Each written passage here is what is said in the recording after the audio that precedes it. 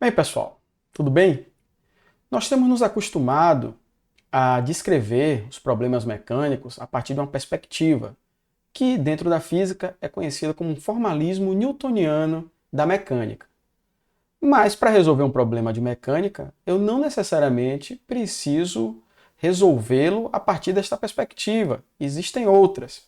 E é disso que a gente vai estar tratando agora neste vídeo. Segue aqui.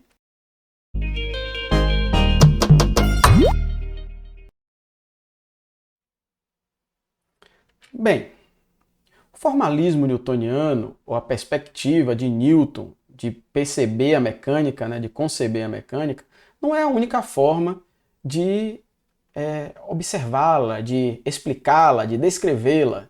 Existem outras. E uma delas, bastante utilizada, vamos chamar de formalismo lagrangiano. Esse formalismo lagrangiano ele pode ser baseado dentro de um princípio que nós chamamos de princípio de Hamilton. E é o que a gente vai falar aqui nesse vídeo. Vamos seguir então. Bem, a mecânica, ela pode ser construída por diferentes princípios, diferentes daqueles princípios que Newton colocou no seu princípio, na sua formulação mecânica, a partir dos seus axiomas. Os axiomas newtonianos, eles são centrados em um conceito que é o conceito de força. Esse conceito é o conceito central dentro da visão newtoniana da mecânica. Não necessariamente ele vai ser para outras descrições, e é o que a gente vai tentar apresentar aqui hoje. Numa perspectiva diferente, a gente pode imaginar que existe uma quantidade, tá bom? Nesse caso aqui, essa quantidade a gente vai chamar de ação, e que essa ação ela satisfaz um princípio de minimização. Se eu pensar essa ação como sendo a integração de uma função L que depende do estado mecânico do meu sistema, eu posso imaginar, então, que essa função L ela deve satisfazer uma equação, como as equações de Euler, por exemplo, já que ela deve satisfazer a minimização desse funcional ação. A gente vai definir o funcional ação a partir dessa integração. Observe que o tempo t1 e o tempo t2 também são limites de integração fixos. A gente vai tratar aqui um problema de extremo, então, desse funcional para limites fixos. Em 1834, o Hamilton, William Owen Hamilton, em dois artigos que ele escreveu nesse ano, ele propôs um princípio de minimização para um funcional ação. Esse princípio ele pode ser descrito, e pela maneira matemática como a gente tem feito até agora. E a dinâmica real do sistema, então, segundo Hamilton, ela vai ser tal que essas funções que definem o estado mecânico, ou seja, QI e Q ponto, eles vão minimizar esse funcional ação.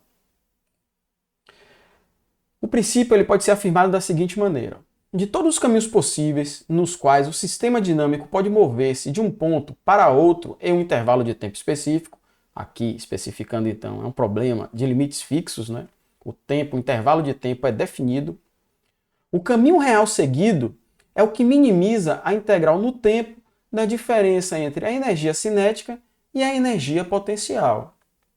Isso daqui, numa formulação mais moderna, e numa formulação matemática, pode ser dada por isso daqui. A variação do funcional ação, onde a minha função L é dada pela energia cinética menos a energia potencial do meu sistema. Então note que aqui eu estou tratando de um sistema, no caso, conservativo, um sistema fechado, em que minha energia mecânica se conserva e que eu tenho funções potenciais descrevendo a interação nesse sistema. Minha interação, então, no formalismo lagrangiano, ele não vai ser dado pelas forças, ele vai ser dada por esses potenciais. São os potenciais que vão me descrever as interações no formalismo lagrangiano. Então, a função L, então, vai ser dada por T menos 1, minha energia cinética menos a minha energia potencial, onde essa função L é chamada de função lagrangiana, em homenagem a Lagrange, um físico matemático francês. Então, se esse funcional deve satisfazer um princípio de minimização, essa função lagrangiana, para esse problema de limites fixos, deve satisfazer as equações de Euler, não é? Para as variáveis dela. No caso, como L depende de QI e QI ponto, eu vou ter ali uma quantidade de equações diferenciais parciais de segunda ordem para essa função lagrangiana em função dessas variáveis, não é?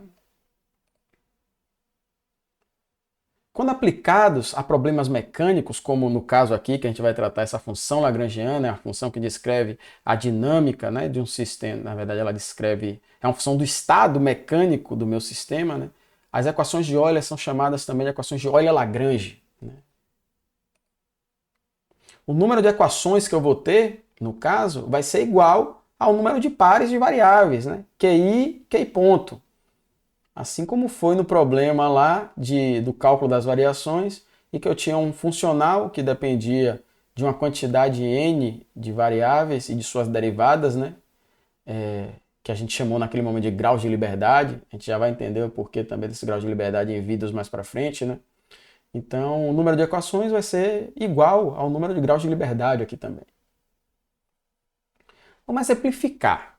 Vamos pegar o oscilador harmônico, que a gente já resolveu no formalismo newtoniano, né, escrevendo a equação fundamental da dinâmica através da força resultante sobre o oscilador harmônico, e vamos tentar encontrar as equações dele aqui para o caso de um outro formalismo, um formalismo que leva em consideração o princípio de Hamilton da minimização de um funcional ação, né, dada a partir da integração da função lagrangiana.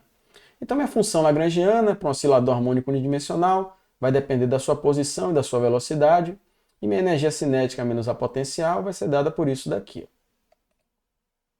Se eu escrever as derivadas parciais da função lagrangiana, eu tenho que a derivada parcial da lagrangiana com relação a x vai me dar menos kx, que é a lei de Hooke, né? E a derivada parcial com relação à velocidade, que vai ser do termo da energia cinética, vai me dar mx ponto. Como eu tenho a derivada total no tempo dessa derivada parcial, isso me dá mx dois pontos. Se eu substituir isso na minha equação de Euler-Lagrange, eu encontro a minha equação lá idêntica que eu encontrei no formalismo newtoniano, partindo da força resultante sobre o corpo, né? O formalismo lagrangiano me forneceu a mesma equação que pode ser descrita nessa equação diferencial, né? A derivada segunda da posição mais uma constante ao quadrado, que é a minha frequência de oscilação natural, dada por K sobre M, né, vezes a posição, é igual a zero. Essa equação é a equação do MHS.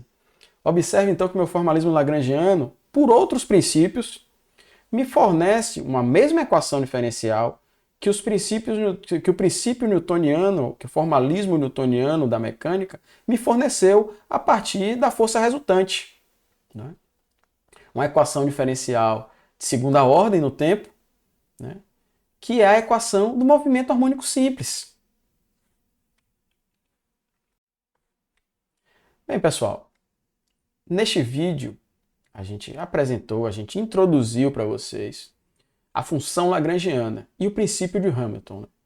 O princípio de Hamilton é um princípio que a gente pode, a partir dele, formular uma nova perspectiva da mecânica, a partir da função que nós chamamos aqui de função lagrangiana. Essa função lagrangiana, ela descreve um funcional ação e que esse funcional ação satisfaz o princípio de Hamilton, de minimização dele, né? Nessa formulação, a equação lagrangiana ela deve satisfazer as equações diferenciais parciais de Euler-Lagrange, que são aplicadas aqui, são conhecidas por equações de Euler-Lagrange quando os problemas de cálculo das variações são aplicados a sistemas mecânicos, né? São as equações de Euler, que a gente já vinha falando antes. Espero que vocês tenham curtido esse vídeo, nos vemos nos próximos e até lá!